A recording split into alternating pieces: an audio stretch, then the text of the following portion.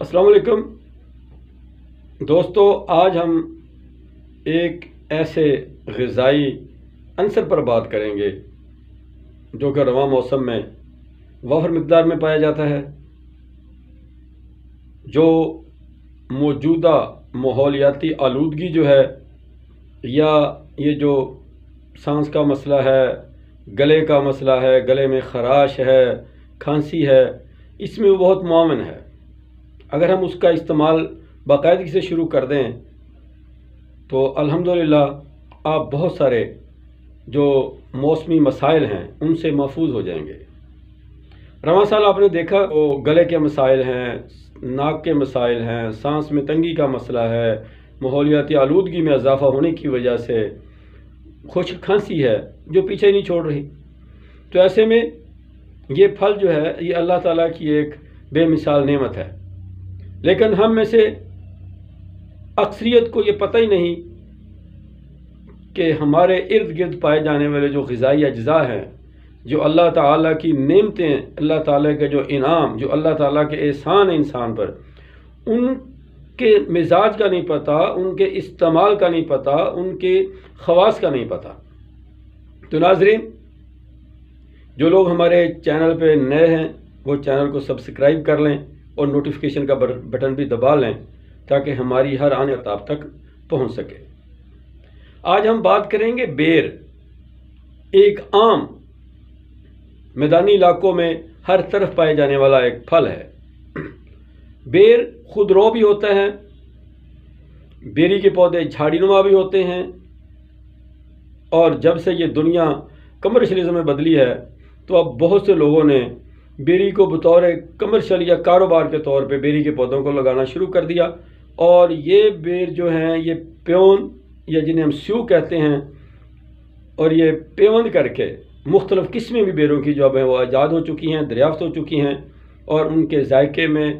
ان کے رسیلے پن میں اور ان کی مٹھاس میں بھی کافی بہتری لائی جا چکی ہے۔ طبی لحاظ سے جو تازہ بیر ہے اس کا مزاج سرد خشک ہوتا ہے، اور اگر کچا بیر ہو تو اس کا مزاج ذرا اس سے مختلف ہوتا ہے اور وہ مضر ہوتا ہے۔ یہ ہم تفصیل کی بات بعد میں کریں گے۔ تازہ بیر پیاس کی شدت کو کم کرنے کے لیے، سفرا کا توڑ اور جسم میں جو گرمی ہے یا معدے میں زیادہ تیزابیت ہونے کی وجہ سے جو تبخیر ہوتی ہے، جو گلے میں خراش ہوتی ہے ہمارے،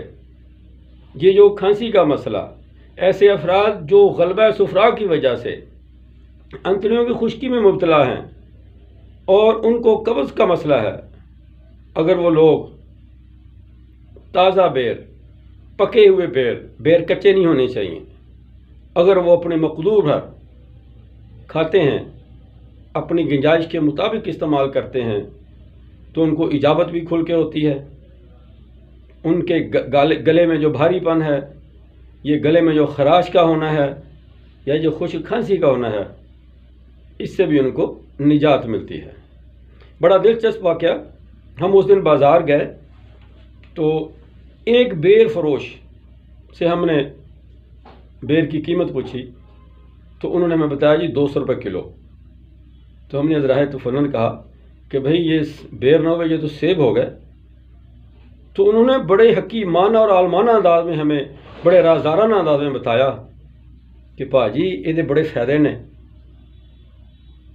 بیر کھا لو تو قبض نہیں رہندی، بیر کھا لو تو ہاضمہ ٹھیک ہو جاتا ہے، بیر کھا لو تو جناب تہاڈا گلا صاف ہو جاتا ہے۔ میں ان کی منہ کی طرف دیکھ رہا تھا، میں نے کہا یار یہ دیکھیں، اب یہ بندہ اپنے بیر بیچنے کے لیے، اپنی چیز بیچنے کے لیے اس نے اتنی معلومات اکٹھی کی ہیں، اور اس کی معلومات بالکل ٹھیک تھیں۔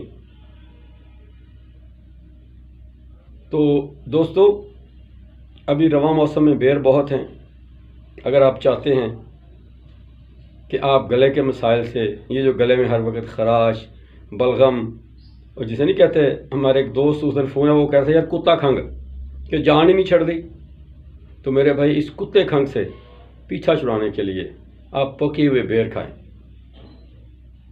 اور ان بیر کا ان بیروں کا اتنا فائدہ ہے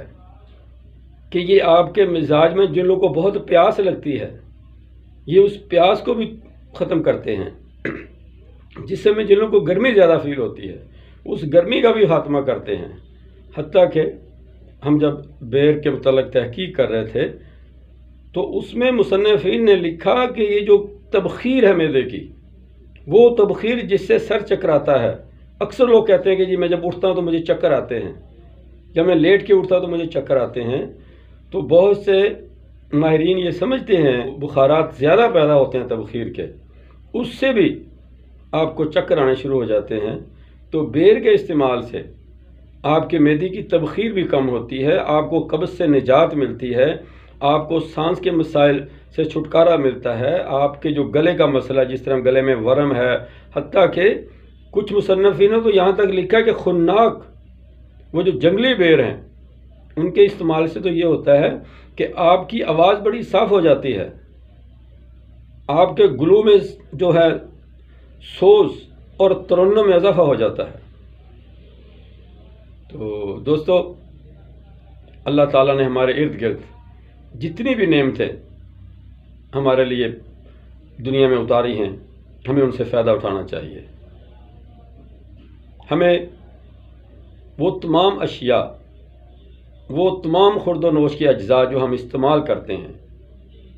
ہمیں ان کے فوائد، ہمیں ان کے نقصانات، ہمیں ان کے استعمالات، ہمیں ان کے طبی خواص جو ہیں ان کا پتہ ہونا چاہیے۔ میرے بھائیو، ہم اس معاشرے میں رہتے ہوئے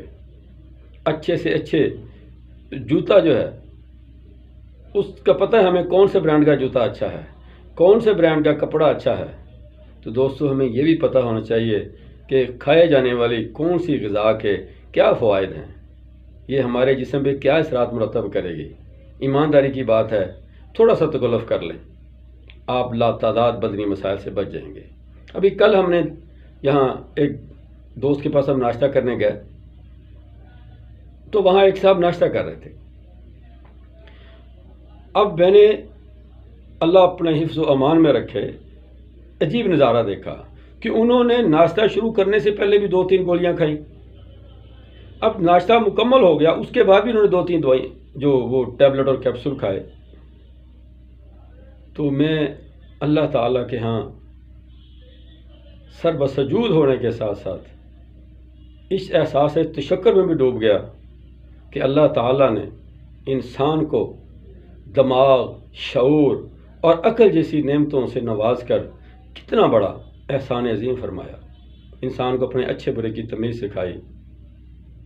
ہم اپنے کاروبار کو اچھا کرنے کے لیے سینکڑوں تجاویز سوچتے ہیں، سینکڑوں آئیڈیاز ہمارے ارد گرد گھومتے ہیں، ہم ہزاروں لوگوں سے مشورے کرتے ہیں، ہم لاکھوں فیس دے کے اپنے کاروبار کو پروموٹ کرتے ہیں۔ میرے دوستو، اپنی صحت کے حوالے سے آپ کو کہیں جانے کی ضرورت نہیں ہے۔ آپ اپنے روزمرہ خور و نوش کے اجزاء کے بارے میں